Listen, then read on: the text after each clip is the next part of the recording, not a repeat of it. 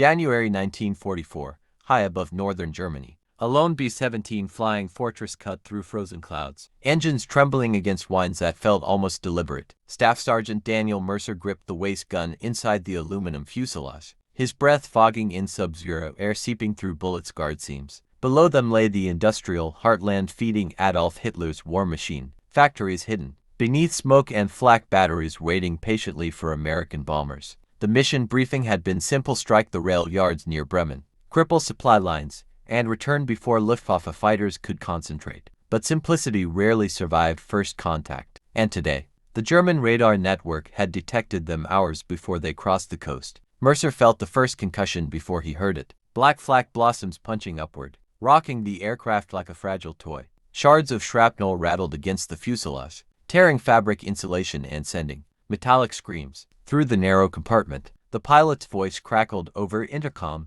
steady but strained, ordering tighter formation as neighboring bombers vanished inside boiling smoke columns. Through his waist window, Mercer glimpsed a B-17 below them erupt into flame, its wing folding slowly before spiraling toward white farmland. No one spoke about parachutes. At 20,000 feet, hesitation meant freezing or capture, both waiting patiently beneath those clouds. The formation pressed forward anyway, bombs armed, because turning back alone over. Germany invited hunters far more lethal than artillery. Then they appeared, dark crosses slicing through sunlight, Messerschmitt fighters diving head-on, cannons flashing with mechanical precision. Mercer swung his twin .50 calibers forward, tracking a fighter rushing closer until he saw the pilot's goggles reflect sky. He squeezed the trigger, recoil hammering his shoulders, tracers stitching red lines that crossed the enemy's nose. The Messerschmitt veered away, trailing smoke, but two more replaced it instantly, exploiting gaps ripped open by flak. A violent shudder rippled through the bomber as cannon shells punched into the nose compartment where the navigator worked. Someone screamed over intercom, abruptly cut off, leaving only static and the relentless thunder of engines fighting gravity. Hydraulic pressure dropped. The top turret froze mid-rotation, trapping the gunner half exposed against -40 wind. Mercer crawled forward despite orders, knowing every extra second outside position risked another fighter finding their blind side. As he reached the blood-slick radio room doorway, a new shadow passed over the wings, sleek, silent, and far more dangerous than the rest. "Hello, dear friends. Today, let's make a chocolate cake. First, prepare flour, cocoa powder, baking powder, salt, eggs, butter, and other ingredients. Mix them together and knead them into a fine dough. Next, let the dough rise until it becomes fluffy and soft. Then, scoop the cake batter into a baking pan and add the pre-made stuff. Finally, when the sweet cake comes out of the oven, exuding its tempting aroma, everyone gathers around to enjoy it together. The joy in their hearts is hard to express in words. Come and try making your own chocolate cake." The bomb bay doors shuddered fully open, exposing 4,000 pounds of explosives to air so cold it burned like invisible fire. Lieutenant Harris dragged himself back to the Norden bomb site, wiping blood from his eyes, refusing morphine offered by the flight engineer. Below, Bremen's rail junction sharpened into focus, locomotives idling beside fuel cars. Unaware death hovered precisely above their schedules. The Me-110 surged upward again, cannons flashing, rounds punching through the open bomb bay and ricocheting unpredictably among steel braces. Mercer felt fragments whistle past his legs, knowing a single detonation inside the bay would vaporize them before anyone could scream. The pilot held altitude despite instinct demanding evasive action. Even slight maneuvering would ruin the bombardier's fragile targeting solution. Harris muttered quiet calculations, adjusting for wind drift and damage, stabilizers that tugged the bomber slightly off course. Another cannon burst tore into the right wing, sending fresh vapor streaming behind them in a widening, ghost-like trail. The tail gunner finally lost his voice mid-report, replaced by hollow static that no one acknowledged aloud. Mercer swung his guns downward, firing blindly into the fighter's climb, tracers vanishing beneath the bomber's belly. For a heartbeat, the Me-110 disappeared from view, swallowed by exhaust haze and drifting flak smoke. Then the heavy fighter reappeared directly below the open bay, so close Mercer glimpsed the pilot's white scarf snapping violently. Cannon flashes illuminated the bomb racks, sparks cascading like falling stars across olive drab casings marked with yellow stencils. Harris whispered, steady, more to himself than anyone else, finger poised above the release toggles. A shell struck the left bomb rack, jarring it loose. One bomb sagged at a dangerous angle, swaying over open sky. The engineer crawled across the catwalk above the bay, boots slipping, attempting to kick the rack back into alignment. Mercer emptied another burst downward, finally striking the Me-110's engine cowling with visible flashes of impact. Black smoke erupted from the German fighter's starboard engine, yet it continued climbing, committed to mutual destruction. Harris squeezed the release, and the bomber lurched upward as 3 bombs fell. Cleanly, but the damaged fourth remained jammed in place, with 1 live bomb hanging crooked in the open bay and the Me-110 rising through smoke beneath them. Mercer realized the trap had only tightened.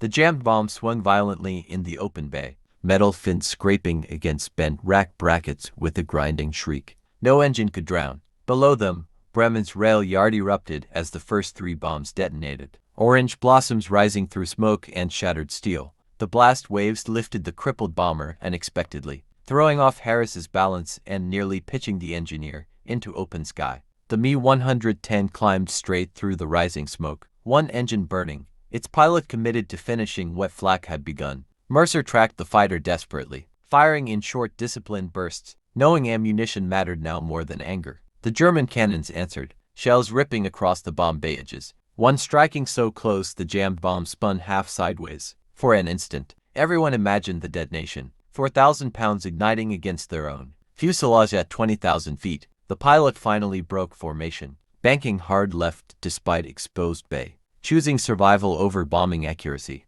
Centrifugal force slammed the hanging bomb outward, its stabilizers catching air, threatening to tear free unpredictably. The engineer lunged across the narrow catwalk, hooking 1 arm through a brace while kicking desperately. At the warped release shackle, Mercer saw the Me-110 close again beneath them, the German gunners still firing despite smoke pouring past his canopy. A lucky burst from Mercer's guns struck the heavy fighter's cockpit, spider-webbing glass and silencing its forward cannons abruptly. The Me-110 rolled sideways, losing lift, spiraling downward through its own smoke toward the burning rail yard below. No one cheered. They were still flying with an armed bomb swaying inches from detonation. Hydraulic pressure bled further, making control surfaces sluggish. Each correction delayed like thought through fever. Harris crawled back toward the bay, ignoring blood soaking his sleeve, determined to finish what gravity resisted. The engineer shouted that the safety wire had snapped, leaving the bomb armed and balanced only by twisted metal. Outside, fresh fighters appeared as distant specks climbing through haze, drawn by smoke and stragglers.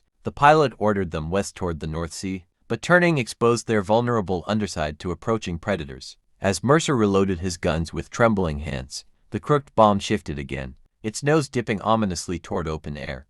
The bomb's nose dipped lower, scraping the edge of the bay doors as the aircraft shuddered through its strained turn westward. Engineer Collins wrapped his arm through a rib brace and kicked again at the twisted shackle, boots slipping on all and frost. Harris lay flat beside the bomb, fingers probing frozen metal, searching blindly for a manual release that might still function. Mercer kept 1 eye on them and 1 on the horizon, where distant fighters were no longer spakes but approaching shapes. The pilot reduced throttle slightly, hoping calmer airflow would steady the swinging, explosive without sacrificing too much precious speed. For a breathless moment the bomb stabilized, hanging crooked yet no longer scraping, as if reconsidering its own destruction. Then Flak resumed, black bursts erupting ahead of their escape route, Germany refusing to let them leave intact. Shrapnel peppered the fuselage again, 1 fragment slicing Mercer's sleeve and grazing the skin beneath without slowing him. Collins shouted that he found the auxiliary crank, a rarely used backup meant for ground crews,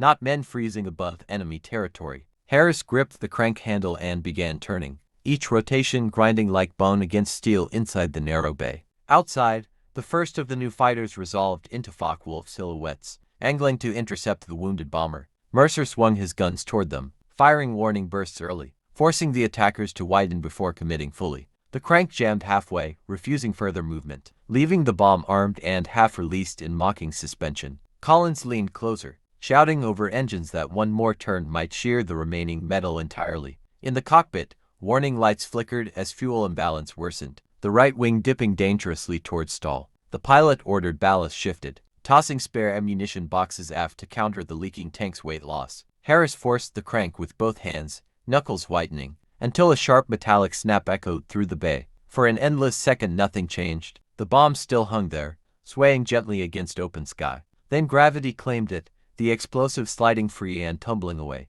shrinking rapidly toward the smoke-veiled ground. Relief barely formed before the Focke-Wulfs committed to attack. Sunlight flashing across their wings as they dived straight at the crippled fortress.